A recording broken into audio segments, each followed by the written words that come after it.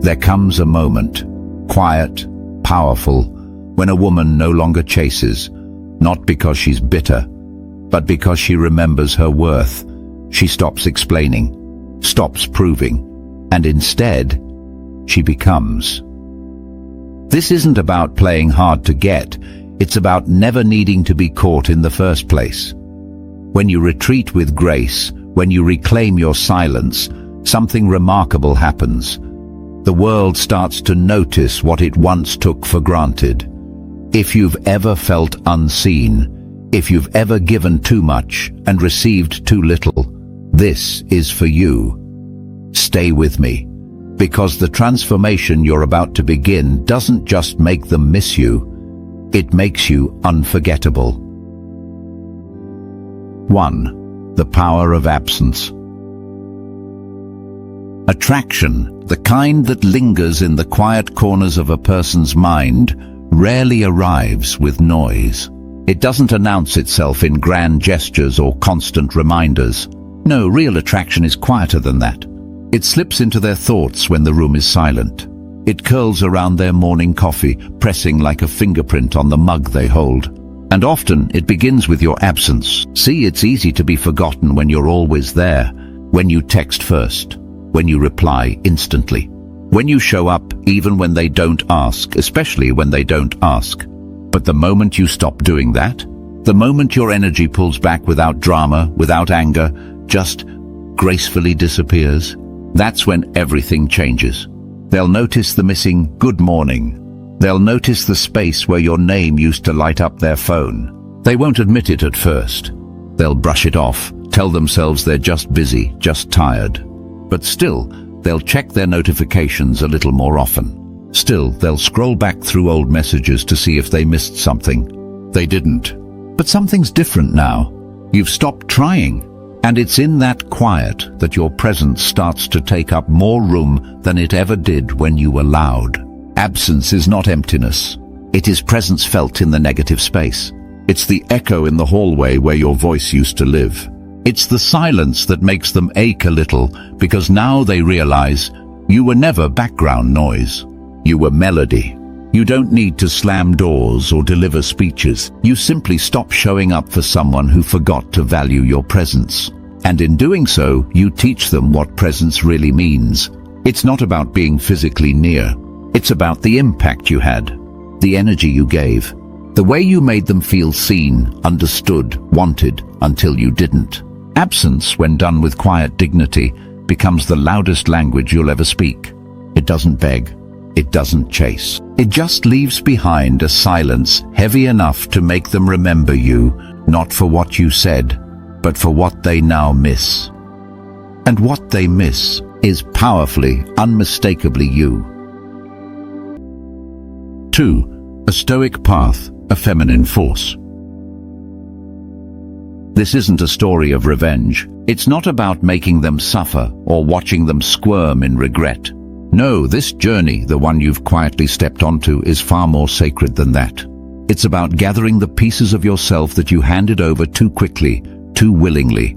It's about returning to your own center with grace, not resentment. For too long, you gave more than you received. You explained when you shouldn't have needed to. You stayed when you should have walked. You softened your voice, your boundaries, your needs, just to keep the peace.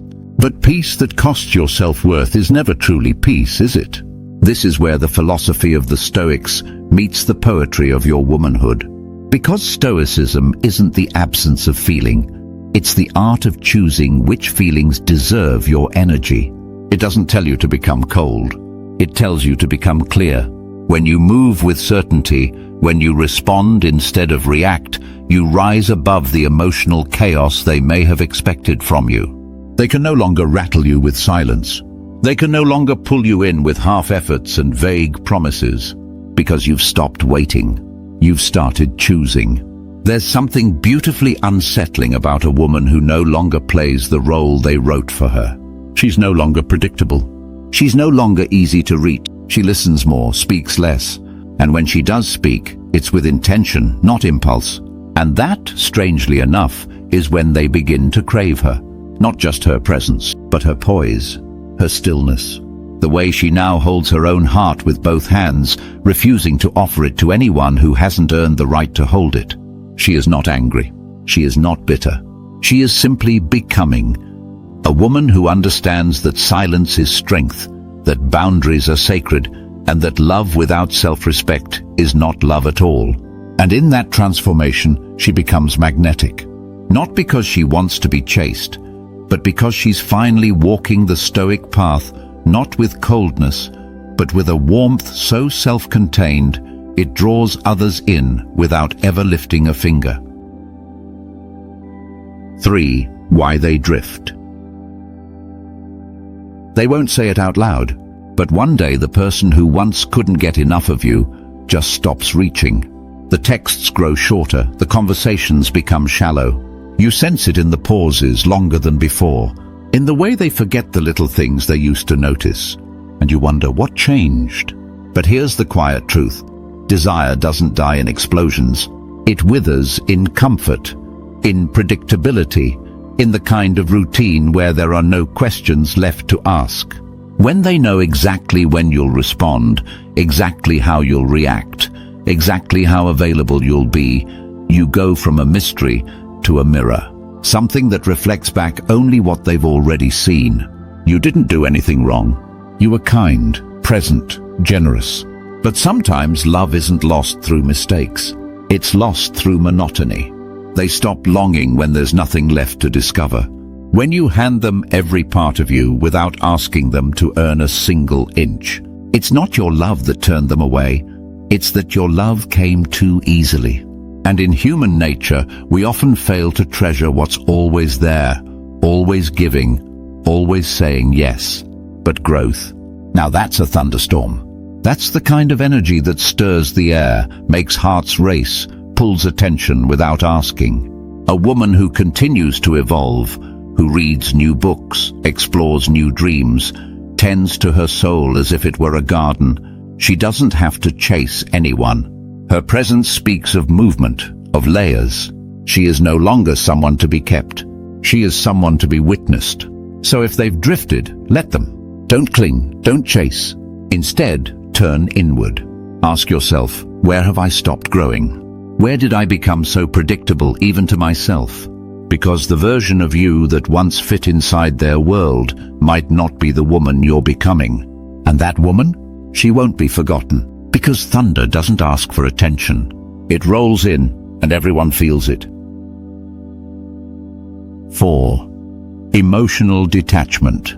Loving without losing yourself. There is a kind of love that asks nothing, not because it doesn't feel deeply, but because it knows its own worth. Emotional detachment isn't the absence of love. It's the refusal to abandon yourself in the name of it. It's knowing that you can ache without unraveling, that you can care without collapsing into someone else's chaos. You see, when they start to pull away, when the rhythm changes, when their words grow hollow or their silence lingers a little too long, the temptation is to fill the space, to text first, to explain yourself, to beg the universe for a signal that you're still wanted. But what if instead you stayed still? What if you let the silence stretch? What if you let their distance echo without chasing it, without fixing it? That's what emotional detachment gives you. Not the armor of indifference, but the grace of balance. You feel the ache, yes, because you're human, but you don't let it dictate your next move. You don't plead for clarity from someone who's already given you confusion. You don't lose sleep over a half-hearted reply. You breathe, you observe, and you remember that your heart is not a bargaining chip. It is a temple, and not everyone deserves to walk inside. When you detach, you don't stop loving. You simply stop begging to be loved in return. You become a woman who holds space, not just for others, but for herself. A woman who can sit with longing without letting it lead her astray. Who can witness inconsistency and still choose alignment. And that kind of presence, that deep, grounded stillness, it draws people in without saying a word. Because you are no longer pulled by their tides.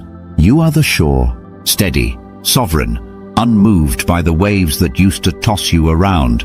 And if they return, let it not be because you chased, but because your silence taught them what your words never could, that loving you requires rising to meet you, not watching you shrink to be kept. That, my dear, is not detachment out of fear.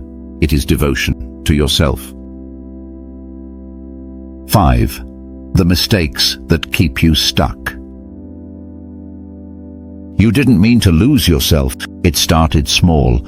A delayed reply you made excuses for, a cancelled dinner you forgave without question, a quiet gut feeling you hushed because you were afraid it might be true. And so you texted again. You explained your heart in paragraphs they barely skimmed. You bent your days to fit theirs, hoping they'd notice, hoping they'd stay. But here's the truth no one tells you when your heart is quietly breaking. Every time you try harder for someone who isn't trying at all, you teach them that they don't have to. You think your effort will earn their affection. You believe your softness will melt their distance. But what it really does is whisper, "You can give me less, and I'll still give you more." And that's how you get stuck. Not because they left, but because you kept showing up for someone who stopped deserving the front row seat in your life. You hand them your worth like an offering, as if it's something they must recognize before it becomes real. But your value isn't something to be proven, it's something to be protected. Want them back, not the way they were, not the way it hurt. Want them to feel your absence, your power, your clarity. Then stop chasing. Stop explaining your heart to someone who won't meet you with theirs. Stop shrinking so they can feel taller in the room. Instead, grow into the space they left behind. Fill it with your own voice, your own passions, your own stillness. Because the moment you stop handing over your energy to someone who barely notices the gift is the moment they begin to feel the loss. And if they ever return, let it be to a woman who no longer tries to earn her place. Let it be to someone who reclaimed it. You were never too much. You were simply too available to someone who gave too little. Don't let that keep you stuck. Rise, and make them earn the invitation to stand beside you again. 6. No contact isn't silence, it's strength. You didn't go quiet to be cruel. You didn't pull away to play games or keep them guessing. You withdrew because somewhere in the noise you couldn't hear yourself anymore. No contact isn't a punishment, it's a homecoming. It's the moment you step away from the echo of unanswered messages, from the one-sided conversations that left you emptier each time, and return, softly, bravely, to your own breath. It's not easy, this silence. There will be nights when your fingers ache to reach for your phone. Mornings when the weight of not saying good morning feels heavier than you expected. But still you stay quiet. Not out of bitterness, but because you've chosen peace over permission. No contact is sacred space. It's the line you draw in the sand with trembling hands and a steady heart. It says, I will no longer beg to be chosen. I will no longer bleed where there is no bandage. I will not chase someone who keeps walking away. And in that silence, something extraordinary begins. They notice. At first, they might enjoy the space. They tell themselves you were too much, too emotional, too available. But as days pass, the quiet doesn't stay empty. It grows heavy. A room that once glowed with your presence now feels colder, duller. The absence you left behind doesn't disappear. It lingers. It hums like a memory they can't quite shake. Because silence from a woman who used to show up loudly is the loudest sound of all. No contact doesn't mean you've stopped loving. It means you've stopped leaking love into a place that can't hold it.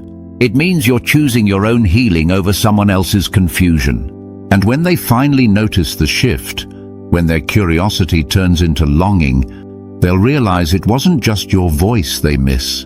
It's your energy, your steadiness, your light. So stay quiet, darling. Not because you're waiting, but because you're rising. And anyone who wants to find you again will have to rise too. 7. Staying focused during silence.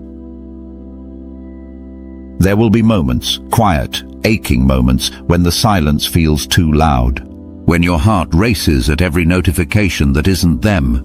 When your fingers hover over their name, trembling with words you've rehearsed a dozen times in your mind. I just want to know. Maybe if I explain, should I reach out? But darling, pause. This space, this stillness, it's not punishment. It's permission. Permission to choose peace over panic. To choose self-respect over the urge to prove your worth to someone who once made you question it. Every time you resist that impulse to reach, you reclaim a piece of yourself. Not because you don't care, but because you care enough to stop bleeding into places that didn't pour anything back. So what do you do instead? You grow. You pick up that book that's been waiting on your shelf. You take long walks beneath trees that don't ask for anything but your presence. You write, you rest, you sweat, you breathe. You fill your time not with worry, but with wonder about who you are becoming when no one is watching. Because healing isn't always loud. Sometimes it's in the way you fold your laundry with gentleness, in the way you choose sleep over scrolling, in the small decisions that whisper, I'm still here, I'm still worthy. Let the silence nourish you. Let it become a womb for your rebirth, not just as someone who survived the ache of absence, but as someone who used that ache as kindling, so that if they return, you're not standing in the same place, waiting with hopeful eyes. You're further along the path, wiser, softer, unshakably whole. And maybe they'll see it. The woman who stayed silent, not out of defeat, but out of power. She didn't send the text. She sent herself back home. And that is a love story in the making. One she no longer waits for anyone to write, because she's learning to write her own. 8. Heartbreak, the fire that refines you. Let it break you. Let the weight of the goodbye, the silence, the undone promises press into your chest. Let it take your breath for a moment. Let it hollow you out. Because real heartbreak doesn't just sting, it reshapes. It scrapes you down to the bones of who you are, reminding you that love, when it's lost, doesn't just leave a space. It leaves a scar, a story, a storm. But don't you dare let it define you. You are not the moment they walked away. You are not the unanswered message, the ghosted call, the empty side of the bed. You are the breath that comes after the sob. You are the first laugh that surprises you on a Tuesday afternoon. You are the pulse that continues, steady, stubborn, sacred. Heartbreak is a fire. Yes, it burns. Yes, it consumes, but it also purifies. It melts away the illusions, the neediness, the version of yourself that once accepted less than you deserved. It strips you of what was fake, of what was forced, of what you gave too freely. But in that stripping, it sculpts. You begin again. Not with fanfare, but with quiet courage. You buy flowers for your own kitchen table. You play music that makes you sway alone in the dark. You wake up one morning and notice the birds again, not because the ache is gone, but because beauty is returning despite it. Those tears, they weren't weakness. They were carving room for wisdom, for patience, for boundaries you'll never cross again. That silence, it wasn't emptiness. It was the foundation of your rebuild. Each moment alone was laying a brick. One that says, I'm here, still standing, still worthy. Let the grief make you glorious. Let it teach you the strength of soft things, of stillness, of resilience, of becoming.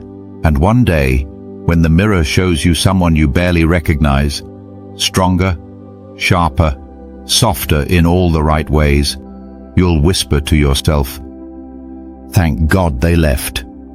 Because you didn't just survive, you were refined. And the woman who rose from the ashes, she was always in you. She was just waiting for the fire. 9. To truly make them miss you. Disappear, not to punish them, but to preserve yourself. Not out of bitterness, not out of spite, but because there comes a point when staying visible becomes a kind of self-abandonment. And you, darling, were not made to fade quietly into someone else's indifference. You don't need to post your joy to prove you've moved on. You don't need curated photos or half-smiled captions meant to catch their attention. True radiance doesn't broadcast itself, it simply is. It glows in the background, steady and soft, until one day they notice the light is gone. and wonder how they ever took it for granted. Let your mystery speak louder than any update ever could. Let the questions they never thought to ask now keep them up at night. Where is she? Why hasn't she called? Has she moved on? Let your joy be private. Let it live in your morning coffee ritual, in the late-night journal pages filled with rediscovered dreams. Let it breathe in your laughter with friends, in the way you dress a little softer or bolder depending on the day. This is how you become unforgettable, not by begging to be remembered, but by becoming someone worth missing in the first place. Don't explain where you've gone. Let the silence answer for you. Let your distance feel not cold but sacred. A quiet boundary that says, I am not a revolving door. I am not someone you return to only when the world feels lonely. I am a destination, and I do not reopen for confusion. If they ask, tell them you've been living, growing, learning the sound of your own voice again. Not because you needed to prove anything, but because your peace was always worth protecting. And your glow, it's not there to lure them back. It's the afterglow of a woman who chose herself, who became her own sanctuary. That glow doesn't scream. It doesn't chase. It simply illuminates the absence they never thought would matter, until now. 10. When they return. When they come back, and they often do, don't let your heart leap too fast. Let the moment breathe. You don't owe them an eager response, a burst of relief, or a welcome mat made of your old wounds. You owe yourself the pause, the silence between their name appearing on your screen and your next breath. Because this is no longer about what they feel, it's about what you've become. Speak slowly. Smile if you feel like it, but don't fake softness where strength has taken root. Remember, they're not rescuing you from loneliness. They are walking into the presence of a woman who did not fall apart when they left. You've grown in their absence. You've stitched yourself together in the quiet hours no one saw. You've made peace with the unanswered questions and built a life that no longer needs their validation to feel complete. So when they come back with small talk and subtle, just checking in energy, don't rush to fill the silence. Let them earn the conversation. Let them meet the woman who no longer needs to be chosen, because she chose herself long before their curiosity returned. And if they speak of missing you, of regret, of memories wrapped in nostalgia, listen with an open heart, but grounded feet. Because apology without changed behavior is just decoration. And you, darling, are no longer decorating empty spaces.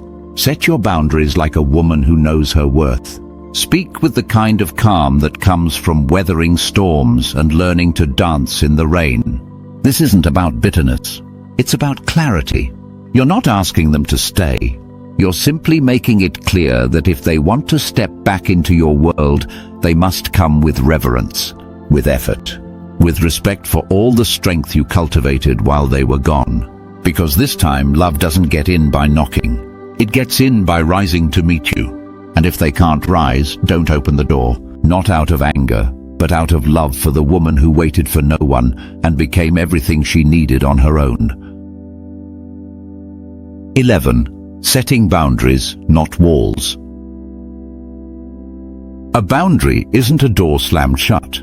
It's a gentle, steady hand placed on the frame saying, "This is where I end, and where you must choose, respect or retreat."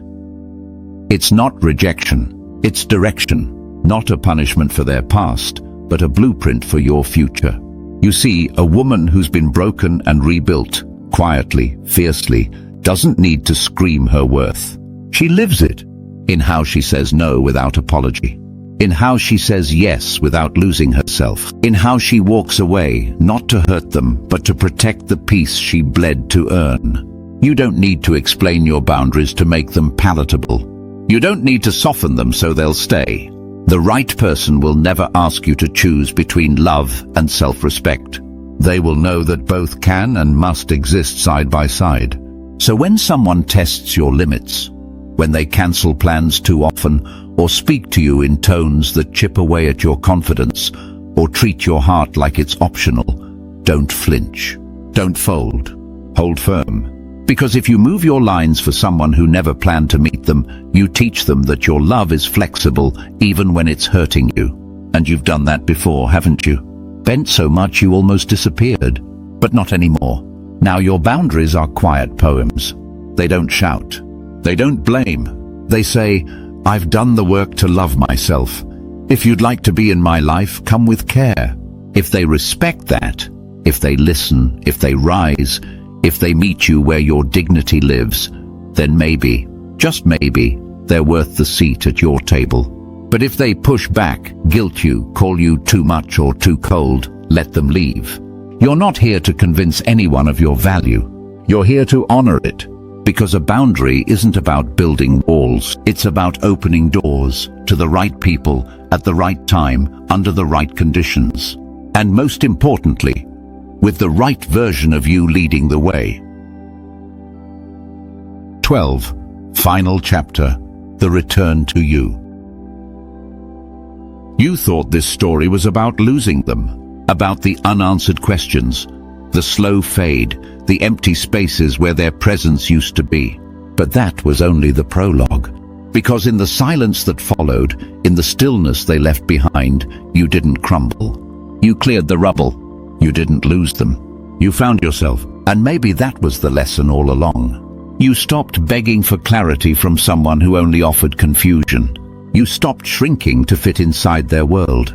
You stopped handing over your heart like it was something fragile, instead of the fierce, pulsing compass it's always been. You didn't beg. You didn't break. You simply let go.